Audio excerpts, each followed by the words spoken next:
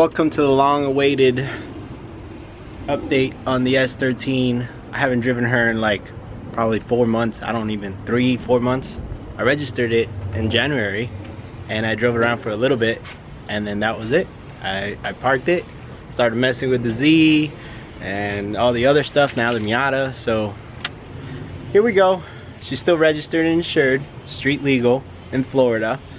And she has kind of an issue every time you don't run her for a while and you start it up. She won't catch idle. She has throttle blip problems. She's like, bah, bah, and it coughs. But once it's open throttle, then she goes. But yeah, we're here at Josh's house again. And he's going to help her clean her because she's been outside my house. And there's a bunch of trees all over the place. And leaves get everywhere and dust and everything just gets everywhere. Plus all the rubber in the back that I haven't cleaned since I changed the fuel pump. Which brings me to the fuel pump. This was my old fuel pump. It is my third Bosch 044 that I've ran.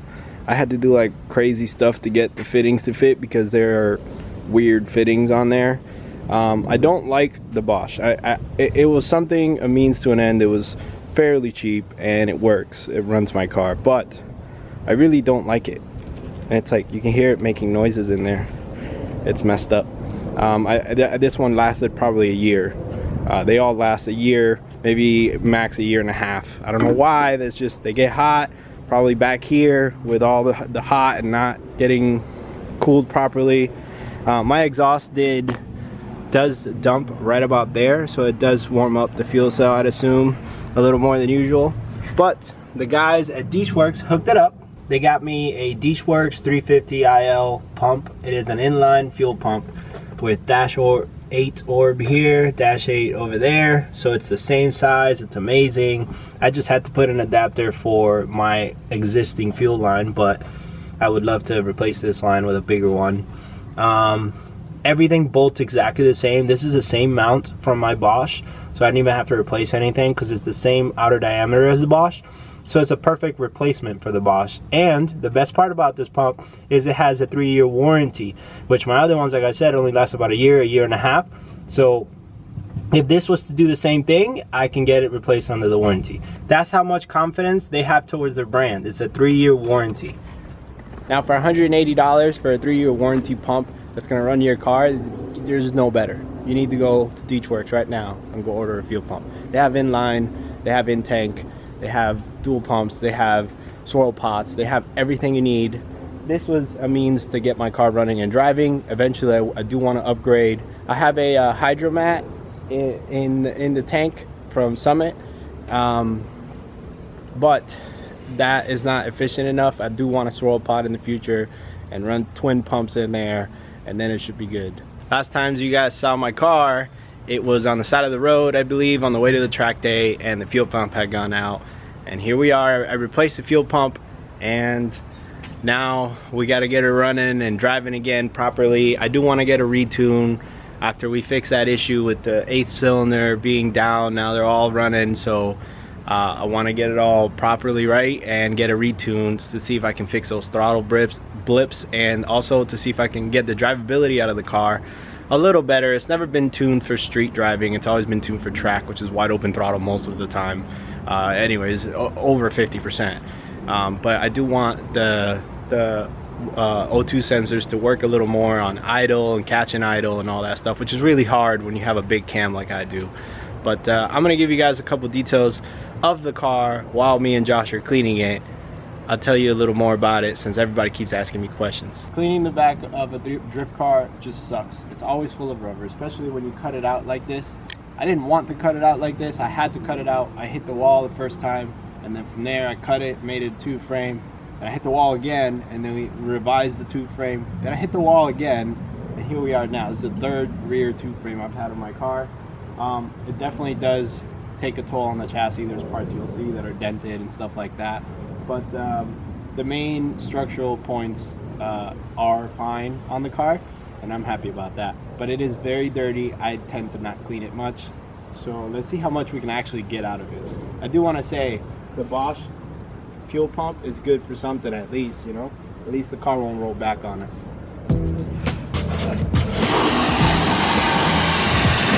Oh man, come look at this. Let's zoom in it.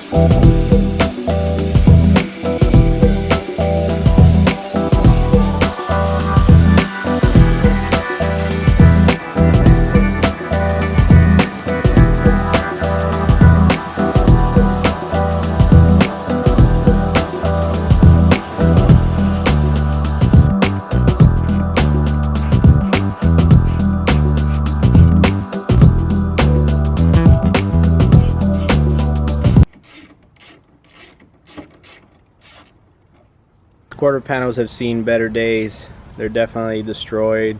Thinking of getting new ones. The problem is I usually need to get one that covers the whole corner because there is no corner on the chassis. So that has to make this shape right here. And most of the cheap ones don't make that shape properly, and they just like, meh, they leave this giant gap. And I've ran those before, you know, it is a drift car, but if I can find solid ones like these, Origin Type 3 style, then I'll replace them. I love the blue on this car, obviously, but my car used to be teal, like you see in the back there. I don't know if you guys have seen previous videos or pictures of my car when it was teal. I want to know what you guys think. Comment below if the teal looked better than the blue or the blue looks better than the teal. I just want to know your opinion because I have my own opinion and I want to know what you think. Josh doing a great job on this. Getting rubber off this stuff is not easy at all. We're not trying to make it perfect and get all of it off. We're just trying to get enough so it looks better and we lose some weight, because that's probably a lot of weight on there. Josh has this special chemical. What is that?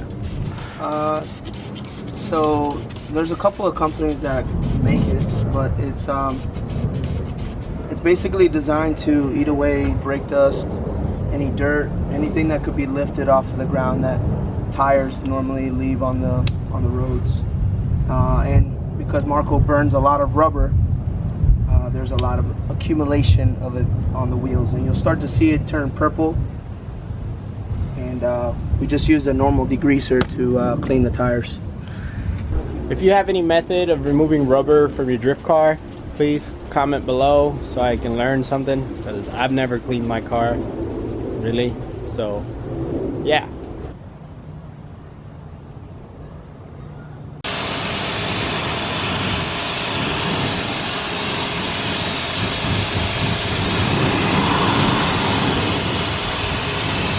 I want to show you guys a little bit more about my angle kit. A lot of people have been asking.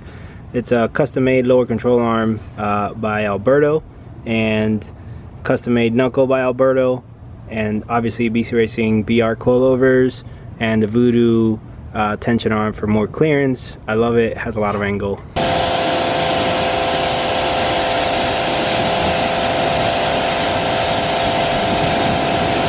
On the rear here we have ISR arms and stock lower control arm with the BC Racing BR as well.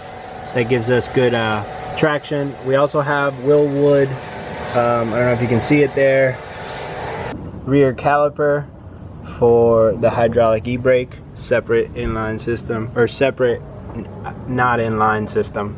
To go with those calipers, we got the click tuning hydraulic e-brake. I love it. The handle feels great with a Willwood Master. What wheel offset am I running? Well, it's changed a lot. I've tried different things, and I've gotten to the point where I have 18 by 9.5 plus 22 with a 2.5 inch extension on the lower control arm, which makes it clear everything you need. The BC coil has the camber plate at the top, so it's pulled all the way out. And I think I have like -5 degrees in the front only, which is, I like it, feels great. In the rear I also have an 18 by 9.5 plus 22, and the reason I wanted a square setup is you can use any rim anywhere around the car in case of accidents or, you know, rushing or whatever reason. The front ones are actually Varstones and the rear ones are actually ESR. I have a couple sets of them. It's good to have as many as you can, especially when you have a V8. It runs through tires way too fast. People ask me all the time why I have BR coilovers on this car instead of DS's or ER or any of that stuff. Number one is I crash a lot. This is kind of a party car. I try not to crash it as often now, but I do crash a lot, and BR shocks are the cheapest in the line. So when you need to go get a new shock or a new lower mount or a new top hat or whatever, the BR is the best line for that. The DS is a different shock, so yes, you could buy the shock, which would cost a little more, and then the mounts are all the same, but the ER kind of changes because you have the external reservoir, so sometimes the lower mount cannot be taken out because it's part of the system.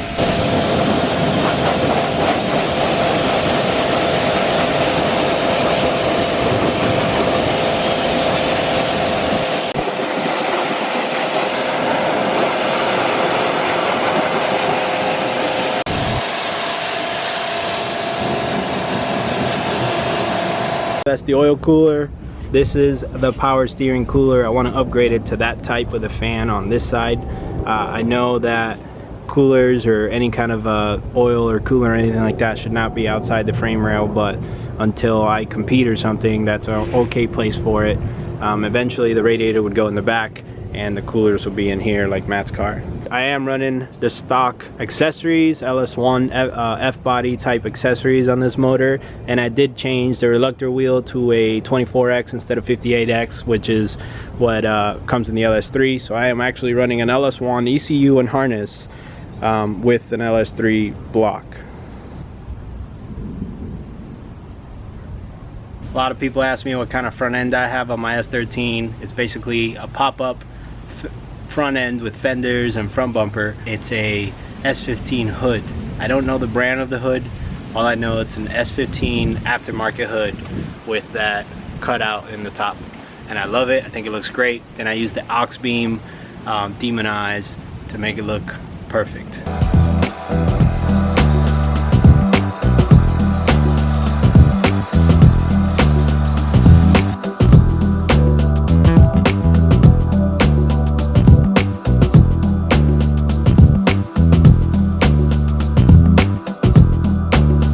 Cleaning your drift car is like cleaning garbage. You can't have dirty garbage.